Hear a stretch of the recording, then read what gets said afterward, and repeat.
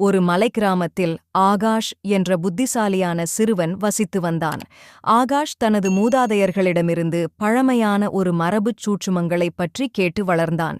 அவன் பாட்டியின் கூடே ஒவ்வொரு மாலை கதைகளை கேட்டு மந்திரங்களை கற்பது அவனுக்கு ஒரு பெரிய உற்சாகம். ஆனால் அவன் கேள்விகளுக்கு யாரும் பதிலளிக்கவில்லை. இந்த மாய உலகம் உண்மையா? ஒரு மழை நாளில் பாட்டி ஆகாஷிடம் ஒரு பழமையான திரைப்படம் ஸ்கிரீன் கொடுக்கிறார். அது சாதாரண திரைப்படம் போலத் தோன்றினாலும் அதற்கு துல்லியமான சுவடிகள் மற்றும் மின்வெள்ளி ஒளிப்பதிப்பு இருந்தது.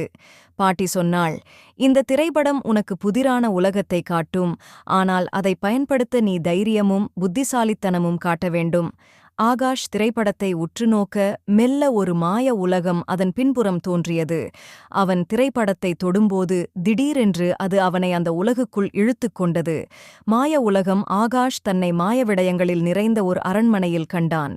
அந்த உலகத்தில் புதுவிதமான உயிரினங்கள், பேய்கள் மற்றும் பொன்மயமான மாந்தர்கள் வாழ்ந்தனர். அங்கு அவனை இளவரசி ஆராதனா என்பவள் சந்தித்தாள். ஆராதனா ஆகாஷிடம் கூறினாள், நமது மாய உலகம் பேராபத்தில் உள்ளது. ஒரு கருத்த மாயவாதி கரியோன் நம்முடைய சக்திகளை திருட முயற்சி செய்கிறான். அவரை வெல்ல நீங்கள் மட்டும் முடியும். ஆகாஷ் தைரியமாக, என்ன செய்ய வேண்டும் என்று கேட்டான். ஆராதனா அவனுக்கு ஒரு மாயத் தந்திர கையுறையை, மேஜிக்கல் கிளவ், கொடுத்தாள். இது அவனை தற்காப்பு செய்ய உதவும். ஆனால் அவனுக்கு அவளும் ஒரு எச்சரிக்கை கொடுத்தாள். கரியோனை தோற்கடிக்க நீ உனது அறிவு, தைரியம் மற்றும் நேர்மையை இணைக்க வேண்டும். பயணம் தொடங்கியது. ஆகாஷ் மற்றும் ஆராதனா, 2 சிறப்பு நண்பர்கள், ஒரு பேய்க்குட்டி சின்னி மற்றும் ஒரு மந்திரக் குரங்கு மஞ்சு ஆகியோரை அழைத்து பயணத்தைத் தொடங்கினர். முதல் சவால், மாயநதி. அவர்கள் ஒரு விரைந்தோடும் மாயநதியை கடக்க வேண்டும். இந்த நதியில் இருக்கும் பிரச்சனை, அது மனதை மோசமாக மாற்றும். ஆகாஷ் தனது தைரியமும் புத்திசாலித்தனமும் வைத்து இசை வழியாக நதியை அமைதிப்படுத்துகிறான். இரண்டாவது சவால், இருளின் குகை. அங்கே கரியோனின் பேரழகு வழிகாட்டி கானா அவர்களைச் சிக்க வைத்து குழப்பம் ஏற்படுத்த முயல்கிறாள். ஆராதனா, மனம் உறுதியானவர்களுக்கு மட்டுமே உண்மையான வழி தெரியும் என்று கூற, ஆகாஷ் அந்த இடத்திலிருந்து தப்பிக்கிறார்.